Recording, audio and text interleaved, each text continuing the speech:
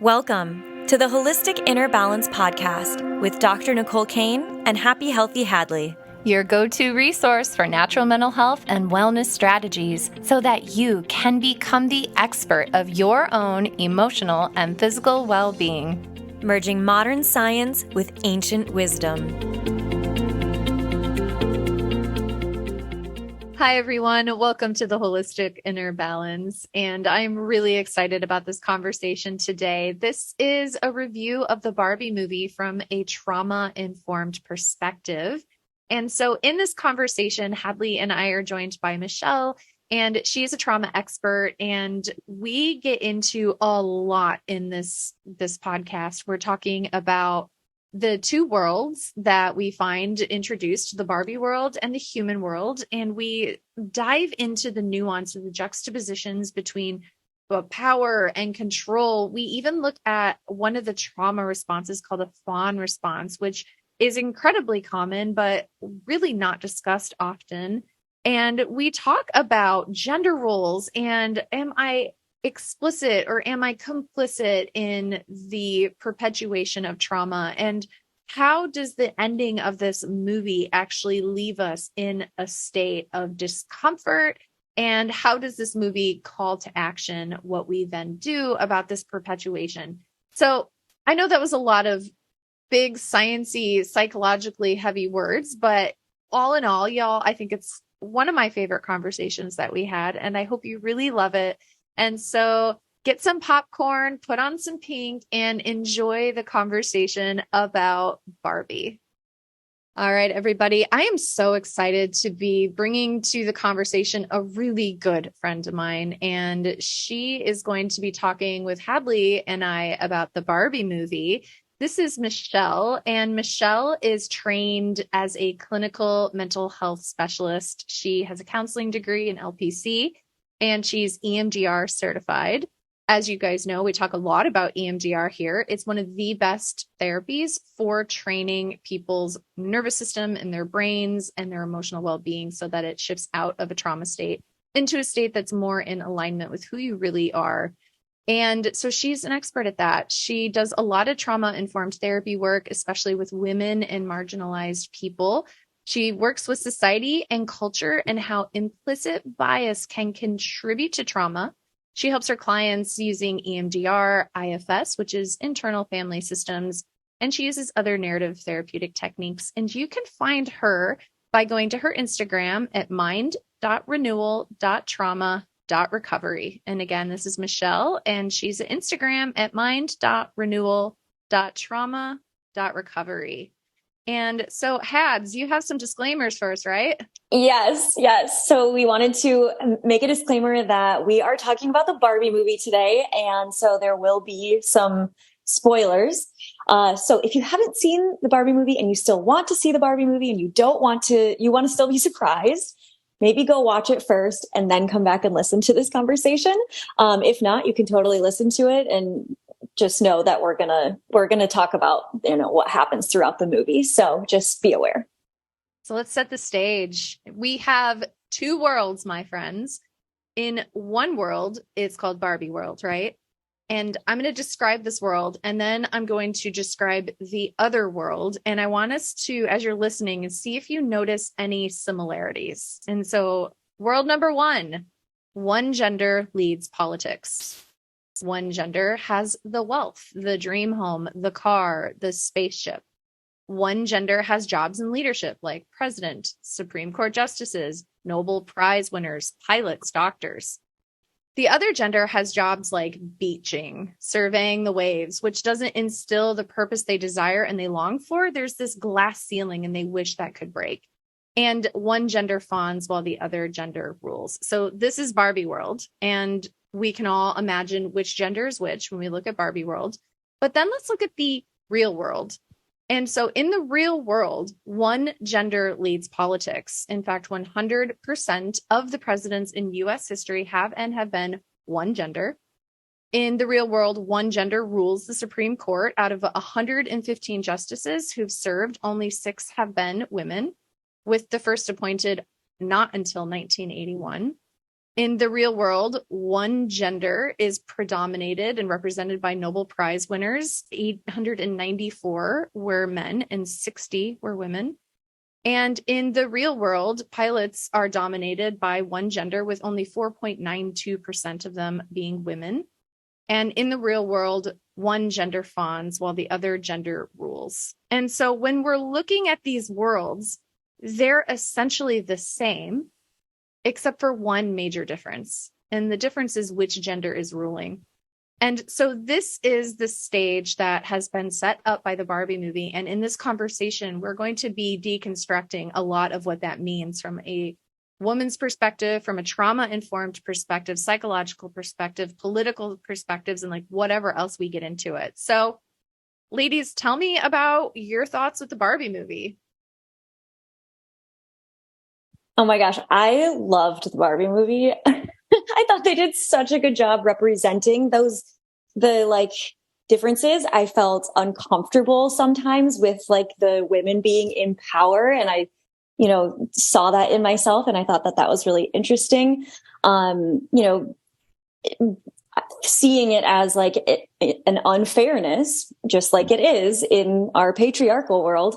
I thought that was really interesting. I also, I loved the social commentary involved. And I also just loved that there was so much absurdity too.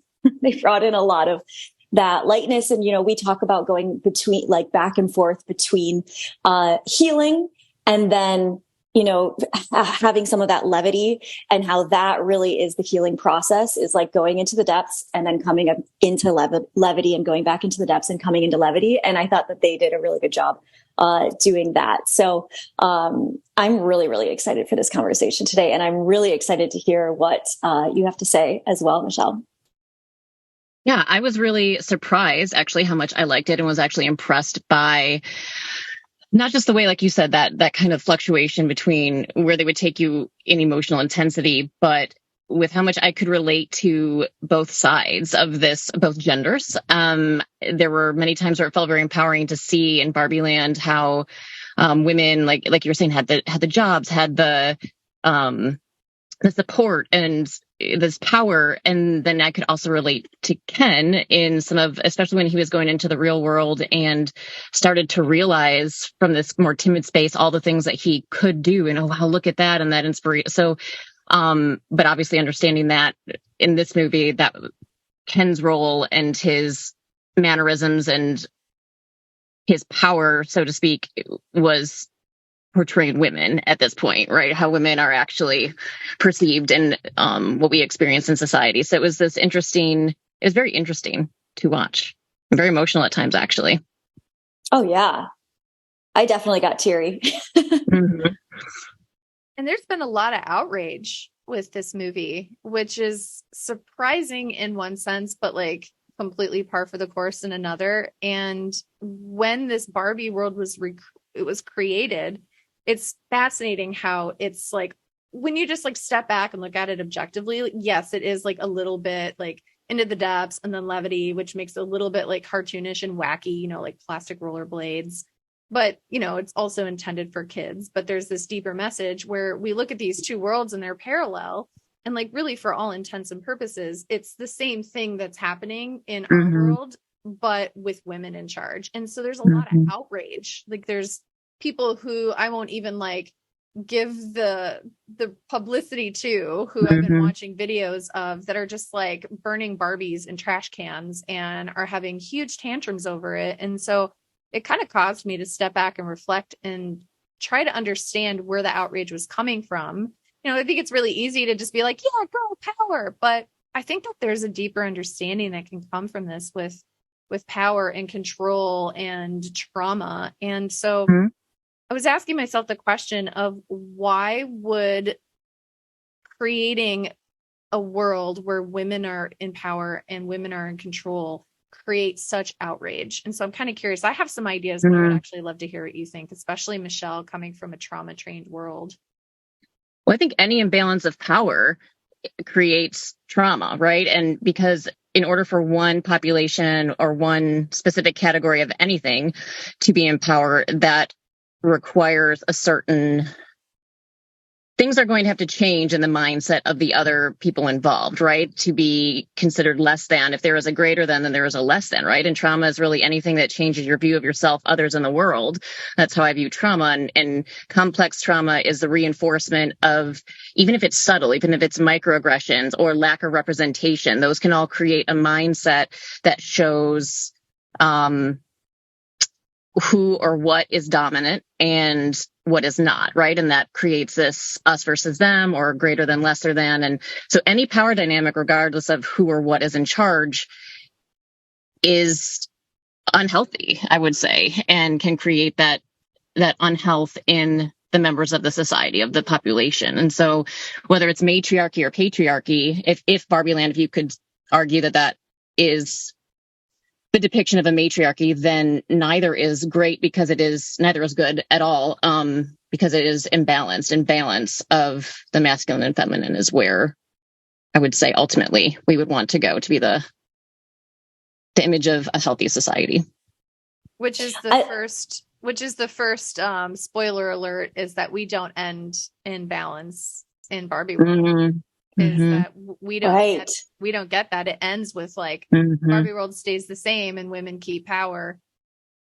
Well, but they're taking steps towards it. Right, exactly. Yeah. Just like it is in the real world. And it's like, as long as the real world has that imbalance, we're going to have that imbalance in Barbie Land too, which I thought was, at first I was like, oh my God.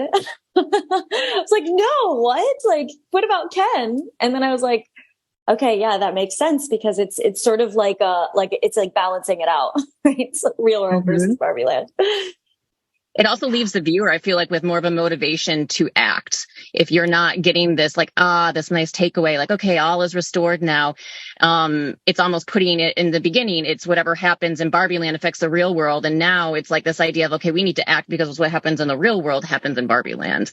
So I kind of felt like that may have been intentional for that purpose, but I don't know. Yeah, it leaves us in the conflict, because if it leaves us in resolution and we work through our trauma process and then we feel like that's resolved, then we're not going to be taking action to actively resolve that continuing trauma process that's happening in the real world right now. Yeah. And back to what you said, Michele, you had just a total mic drop moment, but you kind of said it off the cuff. I just want to come back to it.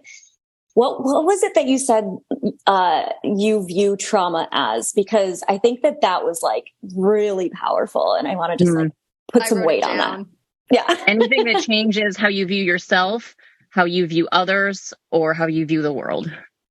It's so good. Yeah. Because I think a lot of times we think of trauma as this huge event that happens. And we've talked in past episodes about how that's not necessarily what trauma is, but I love that definition of trauma. Yeah. Do you want to just talk a little bit more about it? Yeah. And I've read something similar. I honestly don't remember where at this point. It was probably a decade ago. Because as I sit with clients, there's multiple.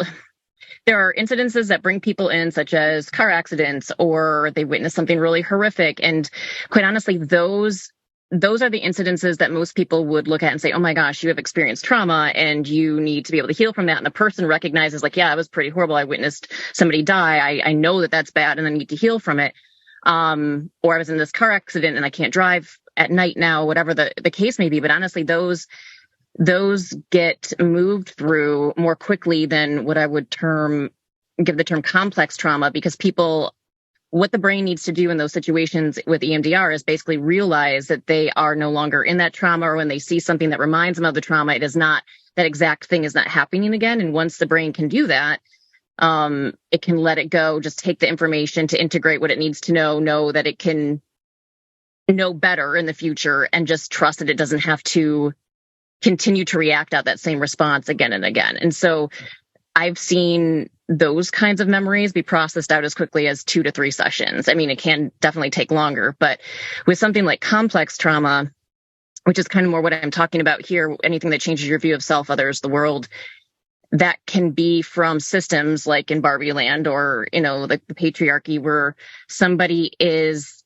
more gradually understanding time and time again that they are in some way less than, or meant to be, fill in the blank, whatever it is. And that can be far more devastating because to some degree, often these people don't even realize that that is trauma and they need to heal from it because it looks common and it looks minor in comparison to these other things we call trauma. And so, for example, it's like, I give this to my clients, it's like a gallon of water or a bucket being dumped in the sand. Those are those accidents or the near-death experiences. People would look at it and say, oh, wow, that's a big deal.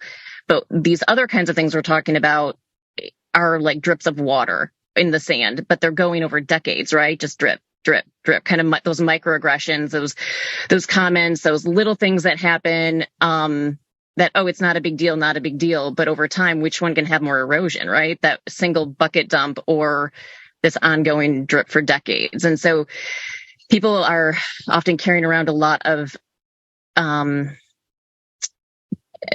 trauma, right? Which is the repercussions of these events, and don't even realize it and don't give themselves the permission to heal because they don't view it as important enough by comparison. Mm. So good. I think that they did a really good job portraying that in Ken too, of him, not realizing that that was something that he had to heal until the end. And then and then he has the sweatshirt that's like, I am Ken-enough. Yes. I thought that was great. But yeah, I think they did a really good job of showing that piece of it of like, no, now is the start of your healing process. It's not like you just realized it and then now you're healed, right? Mm-hmm. So I thought they did a good job with that as well. Yeah.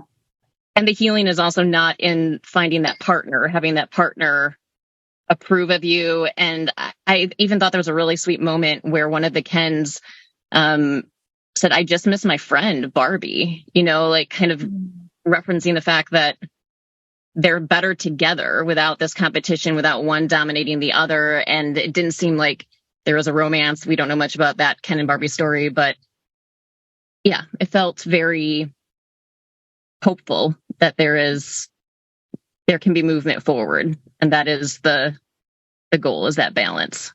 Mm-hmm. And I think the like monologue from America Ferrera, I forget what her character's name is, but oh my gosh, it was so good.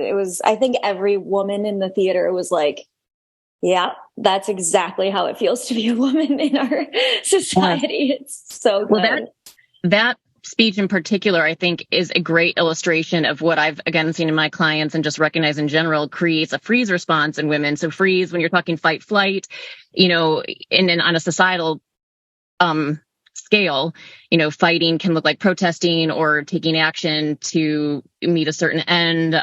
Flight can be, running away from it. But I think what she talks about there, you do one thing or you do the opposite. You do this other thing or you do the opposite. There is no right way and you can't run from it. You literally can't get away from society. I mean, you can move to another country, but these overall patriarchal themes in general, it might look different in other countries or a little bit better, but it's still here and it's still affecting us. And so once you realize you can fight, but as far as getting an immediate win is not always going to be the case, right? So if you can't fight it, you can't run from it, then the response of our nervous system is to freeze. And that it looks a lot of different ways for a lot of different women, but that's quite often the state in which they come in for therapy and start to realize, oh my goodness, I've just stopped moving in whatever way that looks like, physically, emotionally, mentally, spiritually. I just stopped and I stopped until we can help them understand kind of like that scene where they're going and bringing all the different Barbies out of that hypnosis, right? The brainwashing. I really resonate with that. There are those moments all the time that I see in my clients, like, oh my gosh, I can't believe it got to me, or I can't believe that was me for a while. So it was very interesting to watch. I'd like to read some of the speech in case. Yeah. Oh yes, please. Heard it. I have it pulled up here, and I won't read the whole thing because maybe I will. Let's just see. Let's just go with it. And so she says, it is literally impossible to be a woman. You are so beautiful and so smart, and it kills me that you don't think you're good enough. We always have to be extraordinary, but somehow we're always doing it wrong. You have to be thin, but not too thin. And you can never say you want to be thin. You have to say you want to be healthy, but you also have to be thin. You have to have money, but you can't ask for money because that's crass. You have to be a boss, but you can't be mean. You have to lead, but you can't squash other people's ideas. You're supposed to love being a mother, but don't talk about your kids all the time. You have to be a career woman, but always be looking out for other people. You have to answer for men's bad behavior, which is insane. But if you point that out, you're accused of complaining. You're supposed to stay pretty for men, but not so pretty that you tempt them too much or that you threaten other women because you're supposed to be part of the sisterhood. But always stand out and always be graceful, but never forget that the system is rigged. So find a way to acknowledge that, but also be grateful. You have to never get old, never be rude, never show off, never be selfish, never fall down, never fail, never show fear, and never get out of line. It's too hard. It's too contradictory, and nobody gives you a medal or says thank you. And it turns out, in fact, that not only are you doing everything wrong, but also everything is your fault. And she finally finished up saying, I'm just so tired of watching myself and every single other woman tie herself into knots so that people will like us. And if all of that is also true for a doll just representing women, then I don't even know. And I think that's that ending part is such a great, representation of like what's even happening with the movie. It's like, oh, so this representation of what's happening is triggering or not everyone, but it's triggering some people so much that they're having such a backlash. And it's exactly what she's talking about in that like representation of a woman in a doll. Same thing with in a movie. So interesting. And I also really like how she says in that speech, how she says, like, we are supposed to acknowledge that it's rigged, but we're also supposed to be grateful. Like, they bring in a lot of more modern things too, which I really appreciate. It's not like even like the early 2000s or the 90s where it's like, or even like the 70s of like recognizing like the, that wave of feminism of like, everything is so terrible, whatever. There's so many nuances now. And I love that they also said there was a part where Ken was like, you guys are not doing patriarchy very well if I can't get a job without like an MBA or whatever. And he's like, no, we still are. We're just way better at hiding it. Mm-hmm. And it's like, that was like, oh my God. And one thing that hit home from that speech for me, especially with the work that I do with people and their health habits and different things, is that a lot of my clients know that they are not supposed to want to be thinner or lose weight. They are supposed to want to be healthy, but secretly they want to lose weight too. And so there's like a demonization of that as well. So it's like everything. You can't go right with any of it. Right. I resonate with this. I was having a conversation with another girlfriend of mine, and I brought it up to you, Michele, where when I was living in Chicago, I would get catcalled and honked at. And if I didn't respond with flattery and gratitude, then they would follow up with you be or your, all sorts of negative things. Like, I'm supposed to be grateful for being screamed at on the street. And so I was with a girlfriend recently, and I was driving, and then some guys in a lifted truck honked their horn and scared the shit out of me, because usually the honk comes before the near accident. So I was like startled, and like my heart is going, and I'm scared, and then I'm angry. And so then I'm like, what the hell was that? And my friend's like, oh, they were just expressing their appreciation at how good we looked. And I was like, that bothers me. And she's like, oh, I'm usually flattered when that happens. And I was like, really? It's so demeaning. And I don't know, it feels a little predatory. Like, I don't know. So I asked you, Michele, about it, and I felt like your response was more in line with how I responded. But what do you guys think? I agree. I think the main issue I have with those kinds of responses is the realization immediately after you receive it that you cannot have an honest response unless you want to potentially tick someone off, or be prepared to maybe receive then a negative comment, something that might be hurtful or whatever in response. Yeah, I think there's a lot to be said about that, but it's really, you're not free to have an honest response in those situations, and women are often afraid to let someone know how it honestly affected them for those reasons. This happened when they were filming the Barbie movie when they went to Venice Beach. Did you guys read about that? No. But in the movie they were catcalling her and stuff. That was happening for real. So No they way. went to Venice Beach and they were filming the movie, and he's like all dressed up in neon and looking outrageous. And they were telling the story about how he was getting like high-fived and like, yeah, man who's confident wears pink. All these people were like nodding and waving at him. But then she was like experiencing people were like either just like walking by, looking her up and down and then just going, or she was getting catcalled. Like, it was very energetically different. And it was this interesting microcosm of what they were trying to portray in the film was what was happening to the actors when they went out into the world. Wow. She even says at some point, or during that scene, he's like, wow, I feel like everyone is like, I feel so respected. And she's like, I feel like everyone is like staring at me, but I don't know if she says predatory, but in a way that makes me feel very unsafe. And I thought that was really eye-opening as well. And I think that's what happens when we get catcalled. Is it's not like, I've seen jokes, I've seen like comedians be like, oh, do you think that like that's going to get me to like come over and like hook up with you? Or like, I'm going to like come over and like go on a date with you or fall in love or whatever. That's not what they're trying to do. That's never what they're trying to do. It's a power dynamic.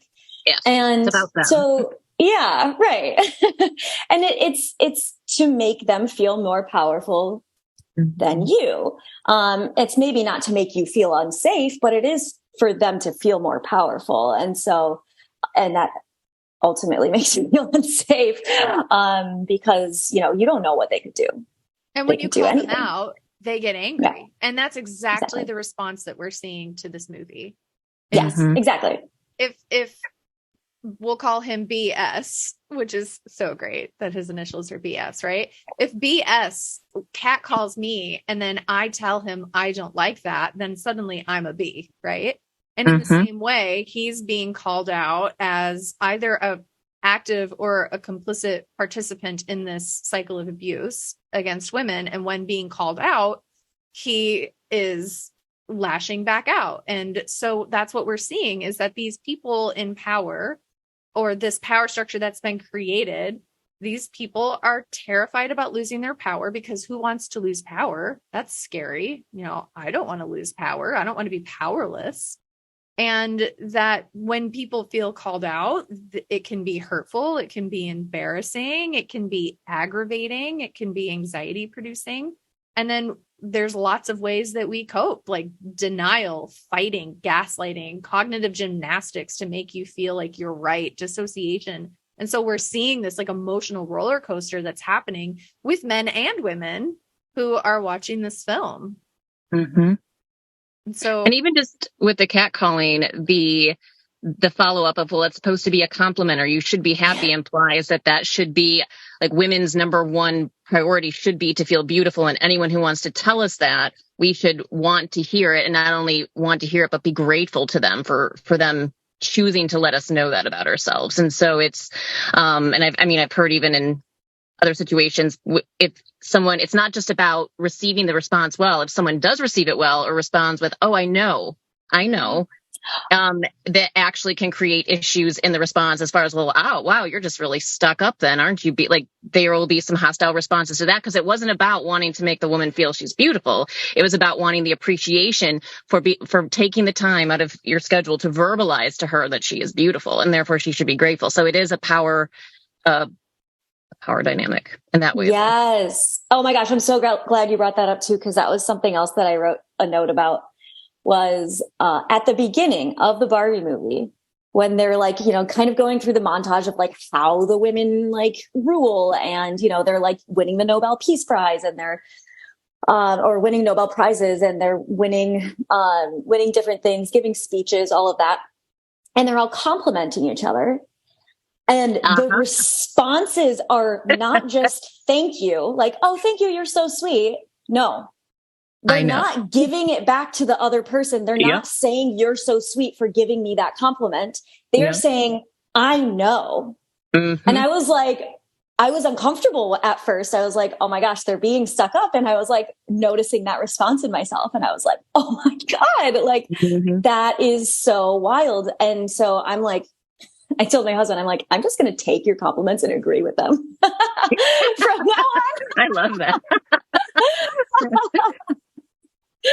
Because I mean, I think, I don't know if men do it to the extent that they were like portraying it in the movie, but I think that it's usually like the compliment is taken in like the patriarchy that we live in. The compliment is taken as like, like validation that like, yes, I am, rather than now I need to be grateful to you for giving me that compliment.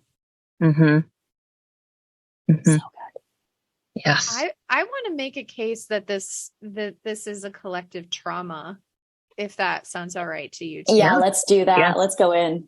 Yeah, because I feel like we've been talking about trauma, and then I just hear this like little bird in my ear that's like, I don't have trauma. Like someone listening, like, I don't have trauma. Like, why are they talking about trauma? This is about feminism and power and control. And so why are we even incorporating trauma into this conversation? Can we talk about that? Yes. Yeah. For those exact reasons. Oh, sorry. You want to go ahead? No, go ahead. For the exact reasons we've been talking about, that the needing to feel grateful, right? You have to, that entire speech that she just said, that prevents people from even recognizing or stating or owning that there are things that have affected them negatively. And again, it doesn't have to be those big, like capital T traumas. Again, the big life altering or shattering incidences. Even, I mean, they definitely are, but it can be these things that alter how we feel about ourselves in any way, to feel less powerful or to feel lesser than, or to feel I'm not capable or I'm not smart enough, or even I'm not smart as smart as, fill in the blank. And in this case, we're talking about gender. So it can be any of those things. And so the funny thing is that, as I can even just disclose a little, as a trauma therapist, have done my own therapy for over 10 years. Over the last couple of years, I actually was recently made aware of my own trauma that I was not even aware that I had. And that came through various, different kinds of practices and being exposed to different practitioners. But it's one of those things that you can't see until you see it. And it can show up in hundreds of different ways in your life. But I would, as far as how to find it, that looks different for everyone, but it's kind of those little nudges, right? Like, oh, this could be different, or I wish, or if you feel yourself going into an emotional space and you shut it down, like allow yourself to go there and kind of be curious rather than shutting down, because the shutting down or the telling yourself, oh, the comparison, I don't have it as bad as that person, or I don't have an experience as big as this. Those are really what keep us from even looking there, that I was kind of referring to earlier. So let yourself be curious, and it can really show you some things. Totally. And I'm also curious to talk about a little bit about the trauma response that's coming up for men as well. And even men who watch the movie or like are hearing about the movie, who would maybe even consider themselves to be feminists, right? And but still have like uncomfy reactions. I'm curious to talk a little bit about the trauma response, because that is also a trauma response, like Dr. Kane was saying, that's happening there as well.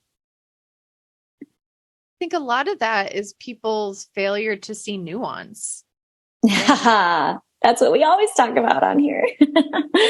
It becomes this like black and white thing where it's like good versus evil, like you're in power versus I'm in power, or am I being mislabeled because I'm not actively putting someone, I hire women, or I have daughters. That's one that's coming up a lot is, well, I have daughters and I'm treating them with kindness and respect and giving them equal opportunities. And so I feel like a lot of this trauma response is coming from this inability, like I said, this inability to see nuance. And so tell me what you're thinking of that. Well, and I think also it's the inability to see nuance in ourselves too, because I think it's like, there's this idea, and even, if you're watching the Barbie movie and you aren't able to see that nuance, and you're like, well, I'm not a bad person. And I think that comes up a lot, when we're talking about any type of marginalized like population. We've been talking a lot more in our society now about like race, and how, there's like the white fragility of being like, well, I'm not a bad person, and so therefore I can't be racist, right? There's the idea that like I have to be either all bad or all good. And so that's where the cognitive like biases come in, and you're like trying to finagle your way around like, no, I'm a good person. And so here's all the reasons that I'm a good person, and trying to protect ourselves in that. And I think that the trauma is definitely wrapped up in that as well. I think a piece of that comes from individuals not being free to not feeling safe in sharing where they know their shortcomings are due to, some of that is cancel culture. I'll even share just my own situation. One time I stepped into a flight and I learned that there was a female pilot that was going to be flying it. And it was the craziest thing. I felt a moment of fear, as far as like, oh my goodness. At one point, I remember hearing women could not be pilots. That was of jet planes, or were not. And so for a moment, I thought, oh my goodness, are we okay? Going to be okay? And then the immediate response after that was, of course we are. That has, the logical part of myself kicked in.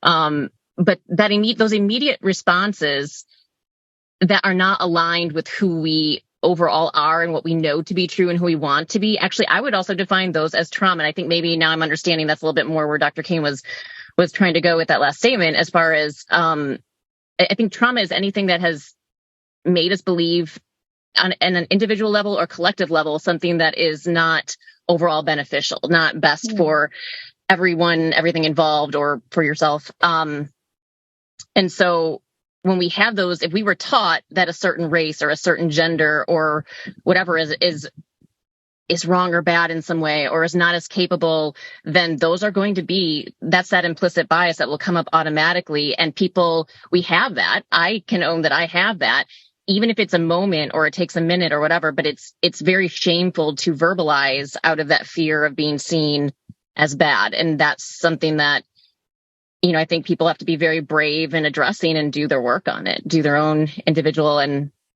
collective work on it. Gosh, I really appreciate what you just said, Michele, that fear of cancel culture by expressing really difficult shadow things. And I feel really grateful as you're expressing that I have people in my life where I'm able to say things that maybe I don't mean as a whole person, but there's a part of me that is exploring or questioning or processing that, and then not being necessarily held as a whole person to that statement.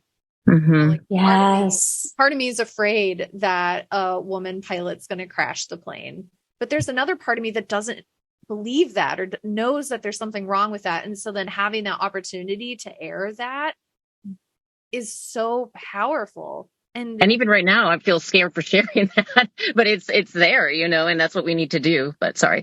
I resonate with that too. So now there's two of us. And everybody who's listened to this podcast for like at least 3 episodes knows that I don't have a history of loving flying. And so my brain will find anything to get afraid about. Yeah. Women pilots and all. Yeah. Yeah. I've actually heard that before as well. I think on another podcast that someone was sharing the exact same story with a female pilot. It's so interesting. Like female cops or like women are emotional. They shouldn't be in leadership positions. Oh my God. Yes. Yes. We see that all the time in politics. Yeah. Which I loved seeing that side of Ken where, like you said, I think Hadley, you said at the beginning, is that he was portrayed with a lot of traits that we more associate with femininity. Like he's soft and vulnerable and yielding. And people are like, oh, you're emasculating him. Right. But that's also common in a fawn response. And that's actually something I wanted to talk about is I feel like the Barbie movie is such a great portrayal of the fawn response, which I felt like this was a great opportunity for me to do introspection because I think that's my number one way of responding to trauma. So can we talk about that? Please. Yes. Can you first explain what the fawn response is for anyone who doesn't know? Yes. So when we think about trauma, like Michele was saying, like we have big T traumas, like those catastrophic, huge single or multiple events, but then we have the little raindrops, those small T traumas. And the fawn response can show up in response to either of those. It can be fight, flight, freeze, fold, fawn, fracture. So those are kind of the main ones. And fawn in particular, it refers to when an individual copes with a perceived danger by attempting to appease whoever's in power or control or authority or whoever's causing the danger. And they're doing that in order to prevent themselves from harm. And so I actually made a list. So if you're wondering, do I fawn? I actually have a list. Can we go through this list together? Yeah.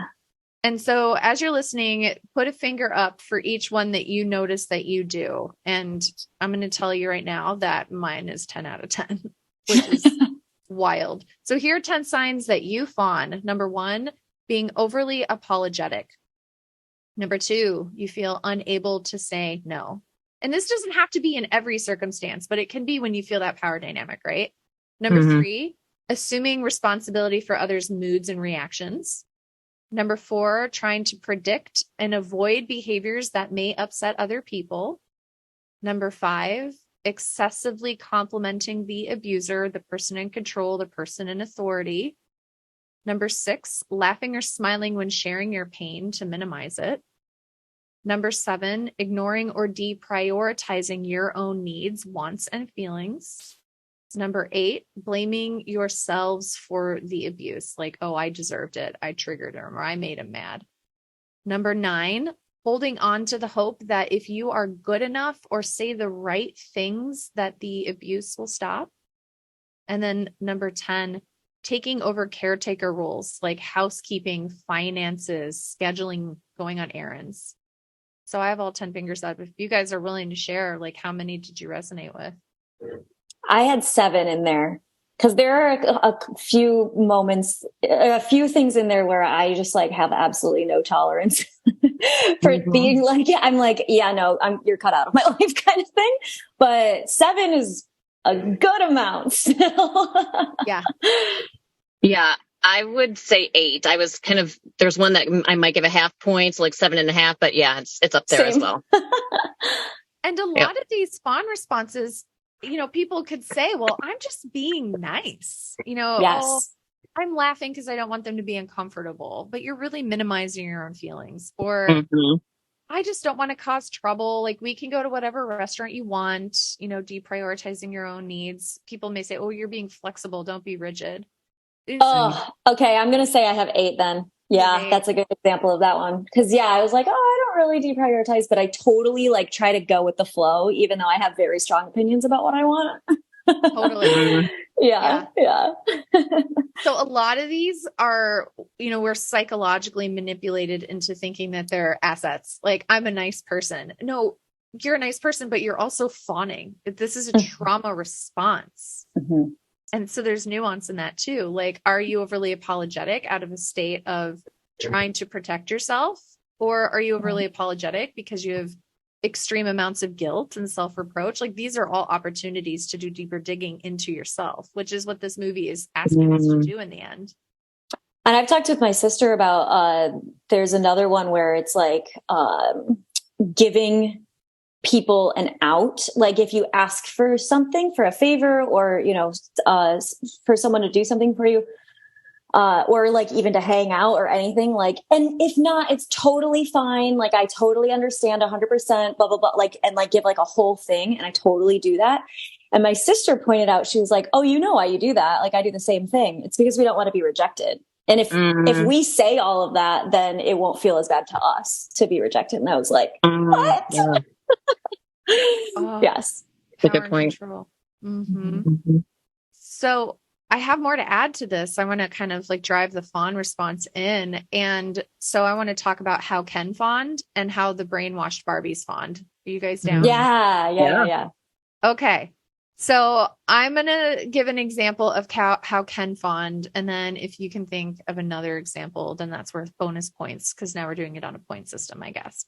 So Ken fawned by looking to Barbie for wisdom, healing, insight, and answers. And a specific example of that is Ken was trying to surf and he went into the wave and then he went to the Barbie doctor and he was like needing that reassurance and needing that Barbie and authority to heal him and fix him. And he was needing Barbie to console him. I do think part of that is just he wanted attention from Barbie and he's flirting, but it did put him in a position where he's needing that from somebody else and trying to manipulate his environment to feel safe and protected and, to get what he wants. Right. Well, and I love that you said that piece too about like manipulating, because when you're talking about all of these fawn responses, like it is manipulation, but it's coming from a place of not feeling like you are able to ask for your actual needs. And so then you feel like you have to manipulate them.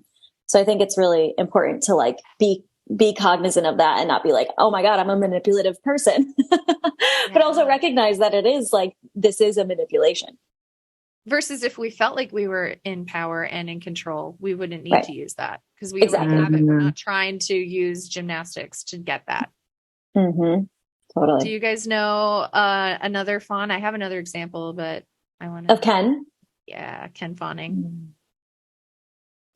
So remember, fawning is when we're attempting to cope by helping other people feel good, right? We're trying to like make them feel better, give them accolades, taking care of them, trying to regulate their mood, right? What are other ways that he did that?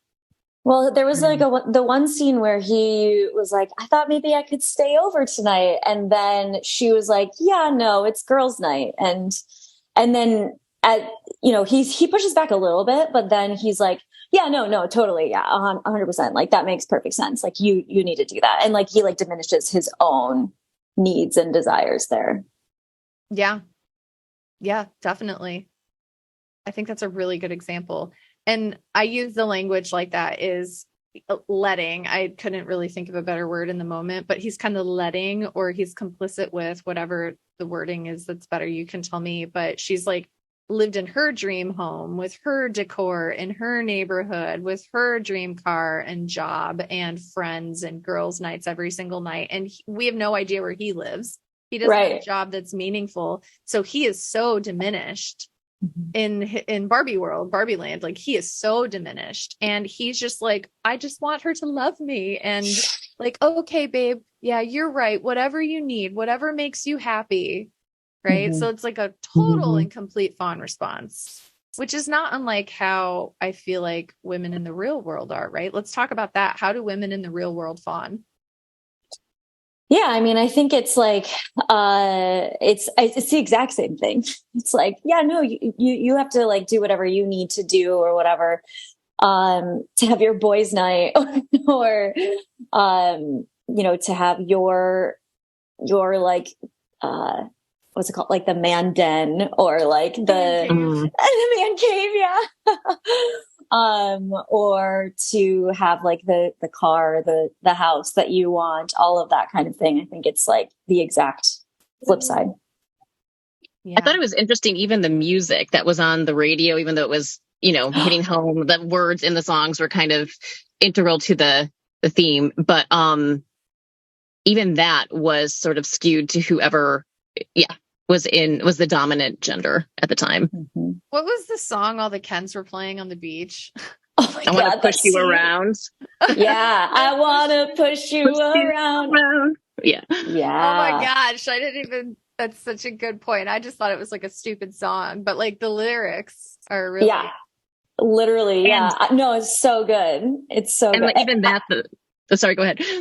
Well, I was just going to say the like... the line where she like Barbie comes over to Ken's house and she's like, pretending to like be into him. And he's like, oh yeah, like, come on in. I can play my guitar at you. Like, oh my God, that's for 4 hours. So real. but how they're all on the beach and actually like probably not enjoying those lyrics, but they are enjoying it regardless because that's what they know is expected of them. Then another fawning response. Yeah. Yeah. So let's totally. actually talk about how the brainwashed Barbies fawned. Yeah. So they reduced their intelligence to appease men, right? So can you help me with this computer program? I just get so confused. Totally. The brewski beer. Do you want a brewski beer? I thought that was great. Yep. They're serving them. Yeah. With different clothing options that was more appealing, not for comfort, but for visual, appearance. Yeah. And they were, and it was visual appearance for the men too. Because they were into visual appearance before, which I thought was actually cool too, because I think we've like kind of demonized like, wanting to look good because of that. And so I thought that was cool too. Like women can want to look good for themselves. Yes. What was I going to say? Oh, one of the fawn responses was, convincing themselves that they actually liked that way more than before. They were like, oh yeah, like that was so much work. This is so much better to have the like guys doing all of the things for me. A vacation for my brain. I think one of them said it's like a spa day for my brain. Yeah. Yep. Yeah. It's like Stockholm syndrome in a sense. You're aligning with your captivator. You're aligning with your abuser. Yeah. But then some people I know that they're going to respond with, well, how are the Kens being abusive? They're taking care of them and they're just kind of getting what they want. What's so bad about that if women want to help them and serve them? A women's place is in the house. So how is that abuse? How is that brainwashing? Why is that a problem? Well, right. And I think go ahead. Yeah. I think it's like, I think we need to be careful about that too, because, like you might want to actually be like a stay-at-home mom or like, not that that's not work because that's so much work. But you might want to, not be the president of the United States, or you might not want to be on the Supreme Court, and you might want to do, to do whatever. And we need to just have the option to. And so we don't want to demonize that either. And we just want to be able to have the option. And I think that's what you were going to say too, Michelle, is like, they just didn't have the option. Yeah, because I believe I'd have to go back and rewatch it, but I believe the vote was left to all Kens. At some point, it was apparent that Kens were not going to allow, I think, the Barbies to vote, because that's why they had to sneakily orchestrate that they would then go to the Capitol and do the voting. Is that right? Is that how you guys remember that?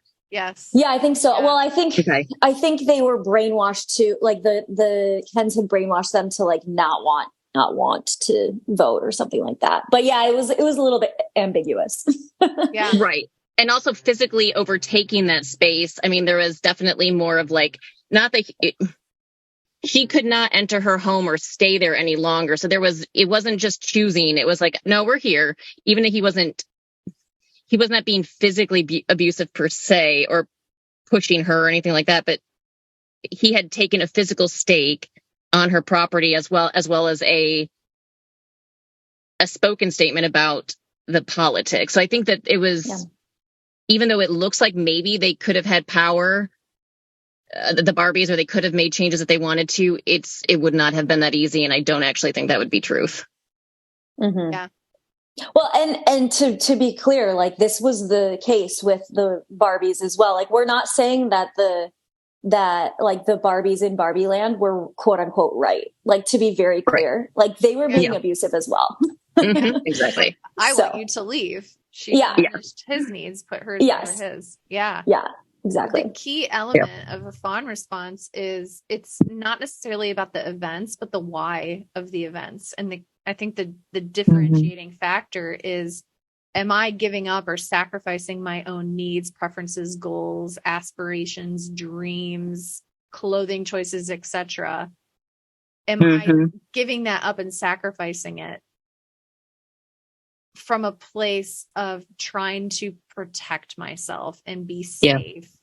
And that, I think, is the nuance. It's, people can like get into the black and white of like, well, she had her dream house. Why is it a problem if he has his dream house? It's different. It's about the power and the control dynamic. Right. And that neither is okay. And the key is the balance and giving all genders, any population we're talking about, that equal say and choice and an environment where they can safely make those choices. Mm-hmm. Yeah. And so the way to healing the fawn response, let's talk about that. What is our call to action with this film? Well, with Barbie, it started with her own journey to healing, and same with Ken. Even though, I mean, it was not smooth or easy by any means. I think my personal opinion would be your own healing is where you need to start looking at your own biases before you can ask that of others, because that's, of course, if someone else is telling you to do something that you're not doing yourself, that's not going to have much impact anyway. So, yeah, do your own inner work. Totally. Yeah. I think part of it is also like they did in the movie of like when they like snapped people out of the brainwashing. It's not that easy. But to start with the like awareness of like, oh yeah, like I am supposed to be this way, but I'm also supposed to be this way, but I'm also supposed to be this way. And recognizing that is definitely like a first step in the process of healing. I think even just identifying those inner beliefs, like the inner belief that, you know, a female pilot wouldn't be as safe or whatever, like those implicit things, and noticing them without judgment too. Noticing them without being like, oh my God, I'm so bad for that. And so same goes to the men who watched this movie and were like, you know, very triggered by it. Or not that triggered by it, but like a little bit. And like, they're like, what the, you know, like, I feel uncomfortable, is acknowledging that they feel uncomfortable and actually being okay with that and not thinking that they should be a different way than they currently are. Does that make sense? Totally. I have some thoughts I wrote down. I want to add to that, if that's okay. Yes, please. Yeah. I wrote some ideas on how to heal a fawn response. And so what I have is that fawn responses are reinforced when we turn away from ourselves and turn to others, because then our focus is outward and it's not inward. Like Michele, you were talking about, just like looking inward and doing your own inner work. And so the first step is to pay attention to yourself, your needs, your goals, your preferences, your desires, your longings, your boundaries, your purpose. And Barbie went on that journey, and Barbie Land was amazing. And she had the high heels and she had the power. And I really loved that she did not want the Birkenstock. Why would you want the Birkenstock when you have perfection and power and control? Why would you want the Birkenstock? But then in the end of the movie, she picked the Birkenstock. She walks into the gynecologist in her Birkenstocks. She did this deep and powerful and introspective work, and she discovered, who am I? Who is Barbie? And she wanted that for him. She didn't want her to be in power and control. She didn't want him to be power and control. She wanted them to both look inward and see who I really am as an individual. Who's Ken without Barbie and Ken? Who's Ken? And she gave him this invitation to then look at himself. And so then we're not living in that dichotomy. And it's great that the movie ended in dichotomy, because we still, as a human race, live in dichotomy. But what I would love to see as we move towards healing is that we take this tension that the movie leaves us at the end of, and that it allows us to then try to live in the nuance, to have the Birkenstocks, but then to have the high heels, to own our power, but then to identify, when am I taking power away from somebody else for control purposes? And totally. So, well, and it wasn't serving her, you know, like it's also interesting because it seemed like it was serving all of the Barbies to have it be that way. And it seems like that's the case in patriarchy too, but it's not like it's detrimental to everyone. It's not just detrimental to the people who aren't in power. And so I think coming to that journey, from either side of it. Like it's both necessary. Yes.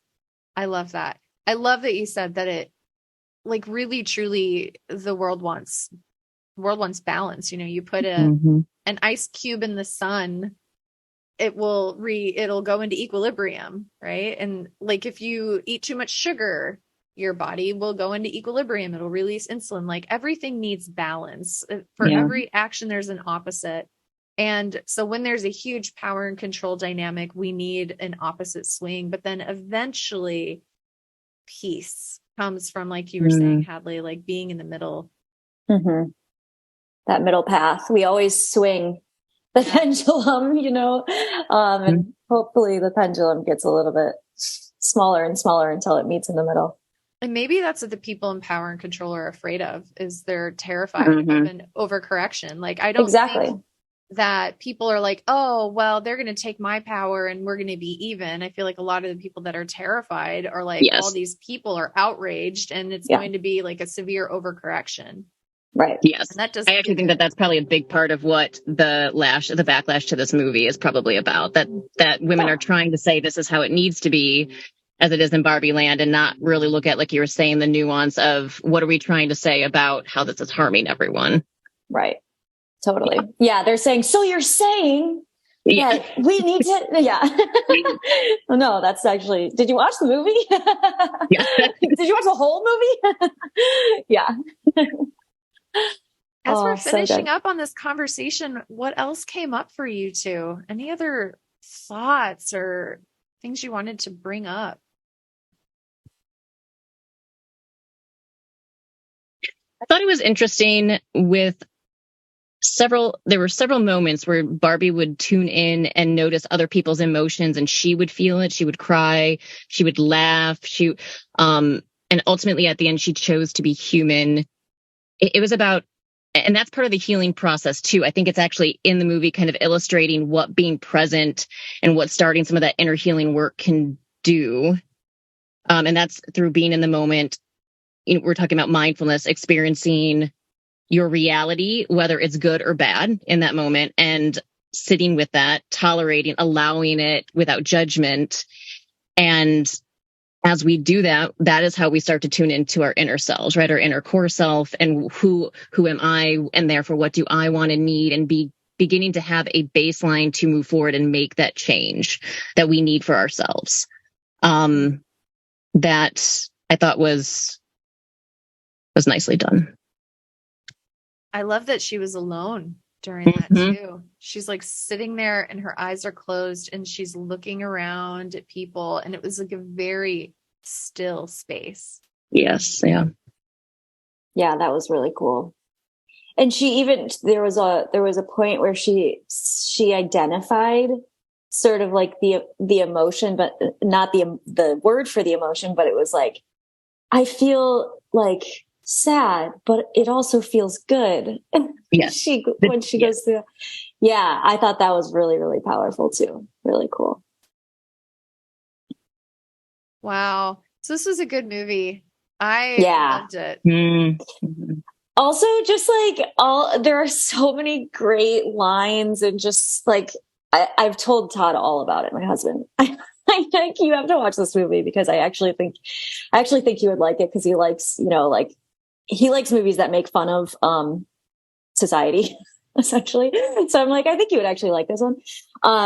But I think, there are some just great absurd moments too. Like Will Ferrell's character is hilarious. Like he's like, I didn't get into this to like make money. I got into this because I wanted to like empower young children in like the least creepy way possible. Like there are just like some great lines too. So I appreciated it for that as well. I did think it was interesting at the end, speaking of Will Ferrell's character, that when someone brought up the idea of so there's already a lot of great, powerful Barbies, great, the professions and representations of different ways of life. But when they brought up, what about an actual emotional state Barbie, who is a Barbie who, do you remember what it was? Like, not crippling anxiety, but just. No, it was like normal Barbie, or like normal. Yeah. Like, like normal Barbie or something like that, where she Yes, like, had like, emotions.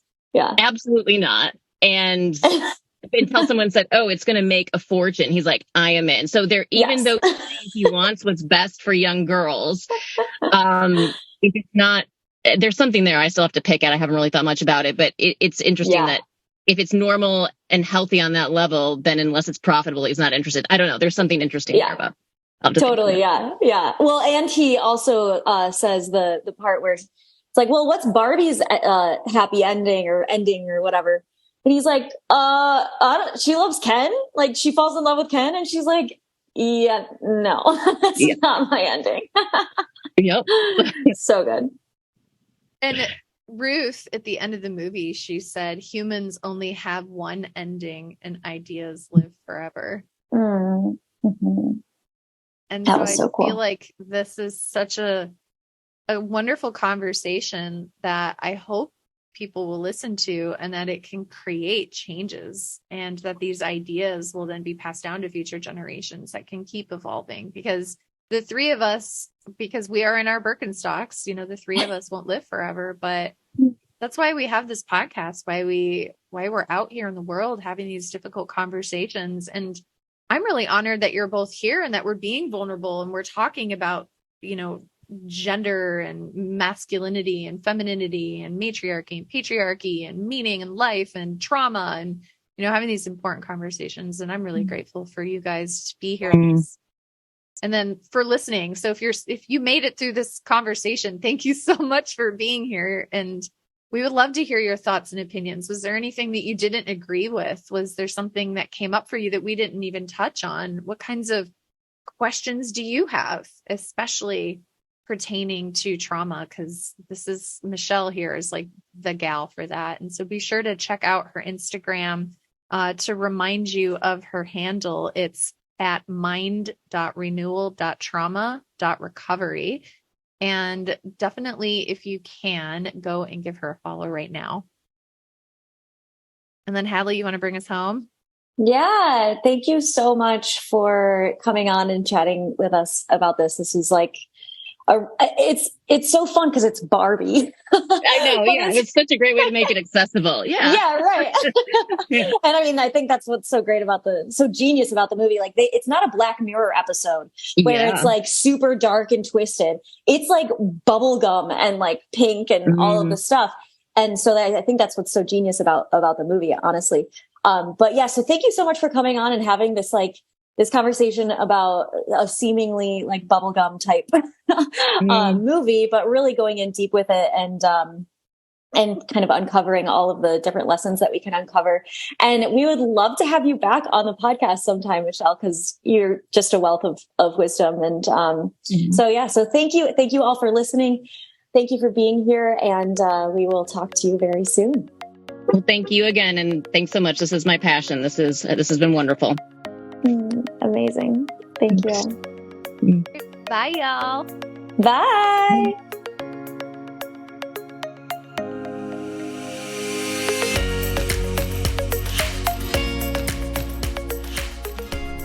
The recording you just listened to consists of the personal opinions of Dr. Nicole Kane, a naturopathic doctor with a master's in clinical psychology, and Happy Healthy Hadley, an Ayurveda expert with a master's in health behavior and health education.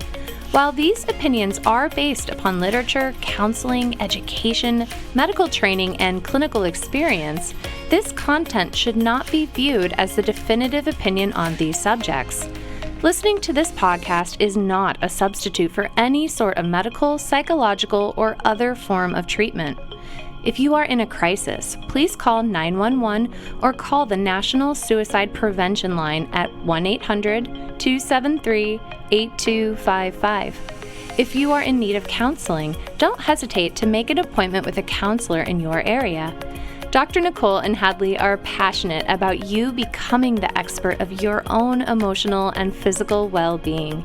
If this resonates with you and you think this podcast would help someone you love, please share it with them.